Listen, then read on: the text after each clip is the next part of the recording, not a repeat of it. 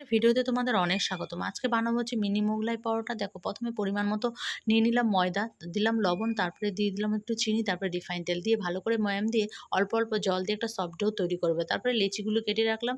একটা বাটির মধ্যে নিয়ে নিলাম পেঁয়াজ কুচি, লঙ্কা কুচি, পরিমাণ মতো লবণ, আর নিয়ে নিলাম ডিম। তারপরে ডিমটা দেওয়ার পরে তারপরে দিয়ে দিলাম হচ্ছে বিস্কুটের গুঁড়ো। তারপরে দেবো হচ্ছে একটু ভাজা জিরের গুঁড়ো আর একটু ধনের গুঁড়ো দিয়ে এটাকে ভালো করে ফেটিয়ে নিতে হবে। এই কাজটা আমার মামি শাশুড়ি মা আমাকে হেল্প করে দিচ্ছে।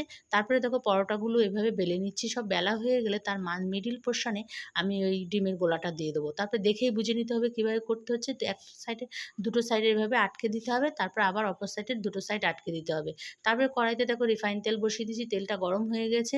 দিয়ে তারপরে আমি এই পরোটাগুলো, মোগলাই পরোটাগুলো দিয়ে দিলাম। তারপর ওপর থেকে অল্প অল্প করে তেল ছড়িয়ে দেবো। এ সময় গ্যাসের ফ্লেমটাকে মিডিয়ামে রাখতে হবে, তাহলে ভেতরটা কাঁচা থাকবে, উপরটা লাল হয়ে যাবে। তোমাদের ভালো লাগলে অবশ্যই একটা লাইক করো।